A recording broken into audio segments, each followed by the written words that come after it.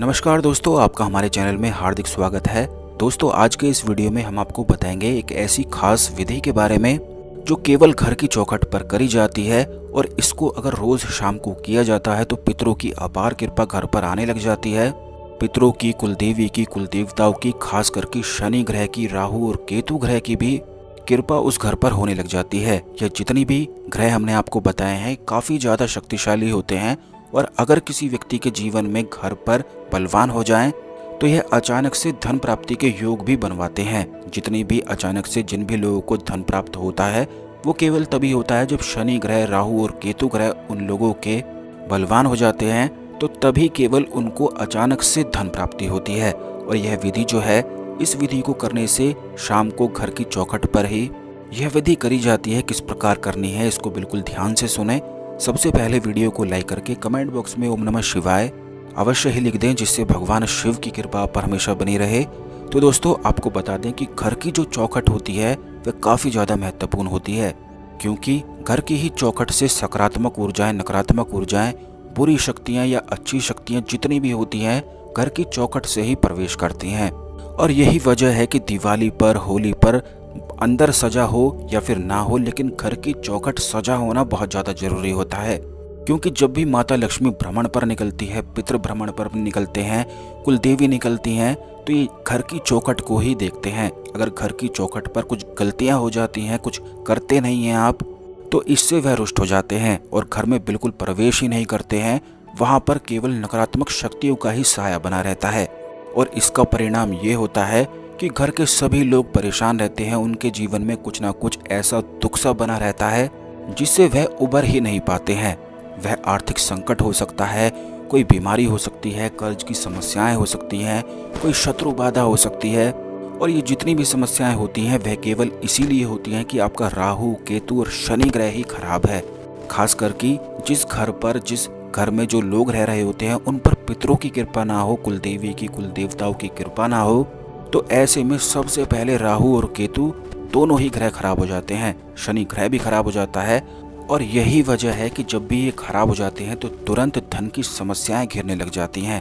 वह व्यक्ति अपना स्वयं का शत्रु बन जाता है और कर्ज की समस्याओं में लगातार फंसता ही चला जाता है। अगर कर्ज की समस्याओं में ना फंसे तो कोई ना कोई बीमारी उसे घेर लेती है।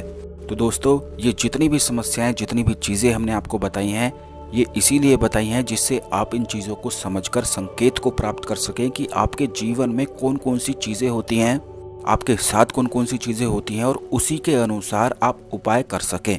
कुछ लोग ऐसा बोलते हैं कि जल्दी से बस उपाय बता दिया करो।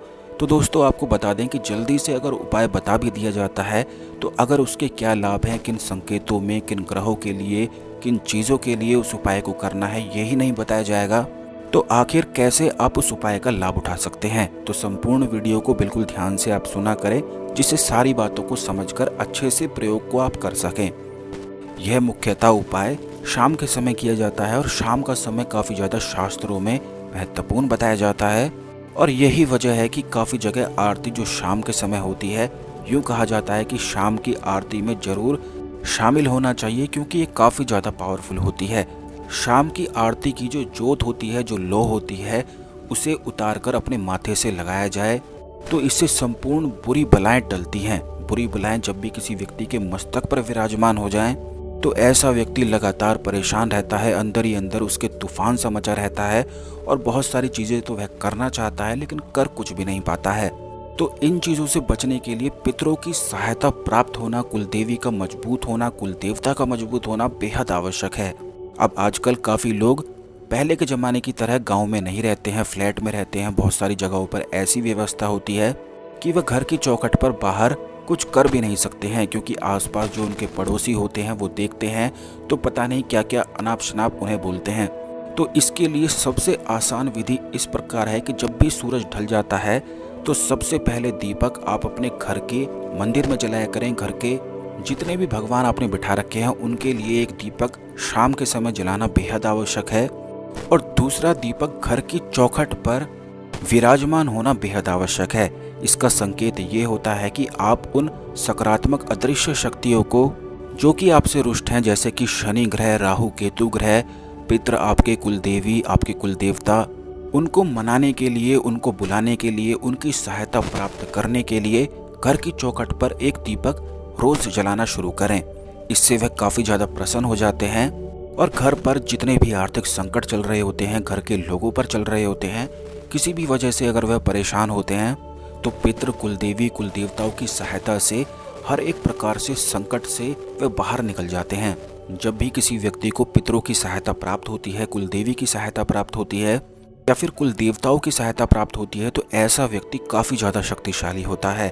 सबसे ज़्यादा खास बात तो उसकी ये होती है कि कभी भी उसके जीवन में धन की समस्याएं नहीं आती हैं। सामाजिक भौतिक समस्याएं जितनी भी होती हैं उसके जीवन में नहीं आती हैं, क्योंकि पितृ उसकी ढाल के रूप में कार्य करते हैं। कोई संकट अगर उस व्यक्ति पर आने भी वाला होता है तो वह भी अपने ऊपर ले लेते हैं। कुलदेवी, कुलदेवता मनोकामनाओं की पूर्ति के लिए पूजे जाते हैं। इसीलिए शाम के समय घर की चौखट पर दोनों तरफ अगर आप जला सकते हैं तो बहुत अच्छा है। अगर एक तरफ भी जला सकते हैं तो भी बहुत ज़्यादा अच्छा है। किसी भी तरह से आप कर सकते हैं। और इस बात का ध्यान रखें कि जैसे कि अगर आपके जीवन में शत्रु आपको बहुत ज़्यादा परेशान करते हैं, क्योंकि आजकल काफ़ी लोग शत्रुओं से बहुत ज़्यादा परेशान रहते हैं, जो कि उनके परिवार के, उनके घर के ही शत्रु बन जाते हैं और उन्हें बिल्कुल चैन से जीने नहीं देते हैं। तो उसके लिए आपको करना केवल इतना है कि जितने भी लोग आपके घर में रहते हैं उनके नाम की एक लौंग, एक काली मिर्च उस दीपक में आपको डालनी है और इस दीपक को रोज शाम को घर की चौखट पर रख देना है। थोड़ा सा तेल, कम तेल, जितना भी तेल आप डालते हैं उतना ही काफ़ी है। केवल रुई का जो फोया होता है उसे भिगोकर भी ऐसे ही दीपक जला देते हैं तो उतना भी काफ़ी रहता है। बस आप सबसे महत्वपूर्ण बात ये ध्यान रख लिया करें कि सूरज जिस समय ढलता है उसके ठीक 10 मिनट बाद आपको ये उपाय प्रयोग करना है, क्योंकि केवल उसी समय खास चमत्कारिक समय होता है और उसी समय यह प्रयोग किया जाता है, जिससे पितरों को संकेत प्राप्त होते हैं। कुलदेवी, कुलदेवताओं को सिग्नल जाता है कि आपकी सहायता के लिए उनको आना है। जब आप उनके लिए कुछ करते ही नहीं हैं तो वह मुख मोड़कर बैठ जाते हैं और कोई भी सहायता फिर आपकी नहीं करते हैं। जब तक आप उन्हें बुलाएंगे नहीं तो आखिर वह कैसे आएंगे। बस घर की चौखट पर रोज शाम को ये दीपक जलाते हुए अपनी मनोकामनाएं बोलें, अपने पितरों को याद करें। अपनी कुलदेवी का अगर आपको नाम मालूम है तो उनका नाम लिया करें, उनसे प्रार्थना किया करें, उनसे मनोकामना मांगा करें। अगर आपको अपनी कुलदेवी का नाम नहीं मालूम है तो एक खास विधि और भी करी जाती है जिससे कुलदेवी का नाम पता चल जाता है। वो आने वाले वीडियोस में निश्चित ही हम आपको बताएंगे।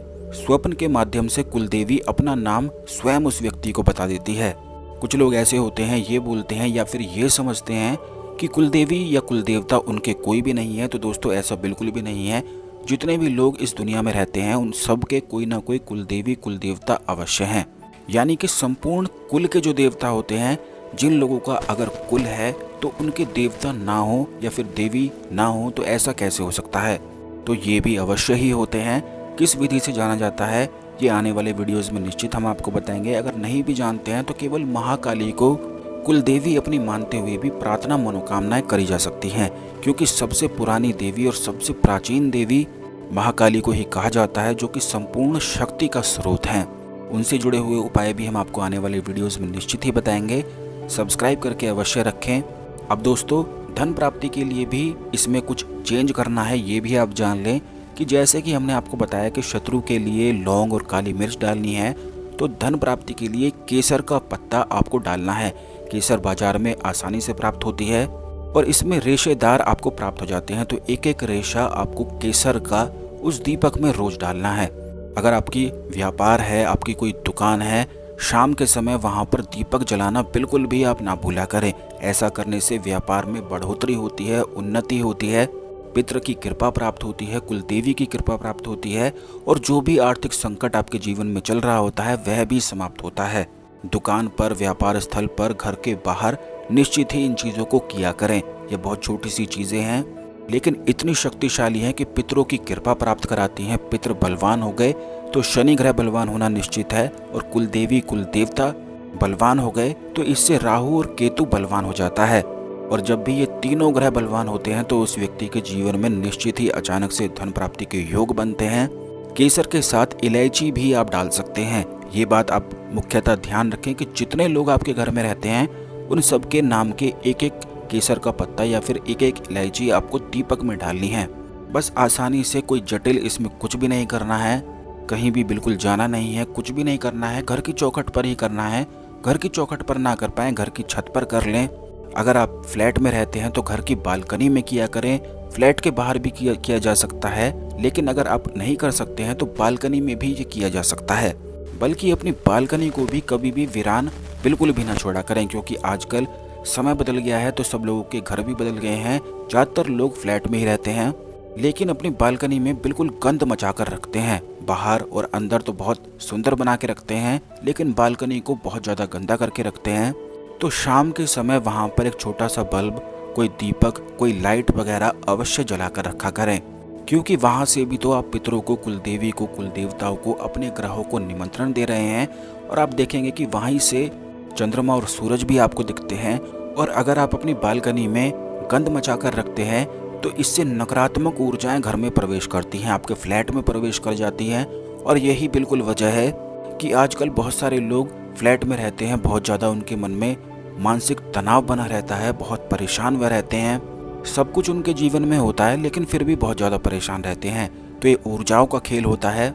इनको अगर आप समझते हैं, सही से जानते हैं, तो सारी परेशानी निश्चित समाप्त होती है। इस दुनिया में ऐसी कोई भी परेशानी नहीं है जो बिल्कुल समाप्त ना हो। हर एक चीज़ का हल निश्चित होता है। तो आप बिल्कुल भी निराश ना हुआ करें। ये जितनी चीज़ें हमने आपको बताई हैं इन्हें अवश्य करें। वीडियो को शेयर अवश्य करें, जिससे आपके गुड कर्मास बढ़ सके और आपको पुण्य की प्राप्ति हो सके। तो दोस्तों, आज के लिए केवल इतना ही। अगले वीडियो में मिलते हैं। ओम नमः शिवाय, हर हर महादेव।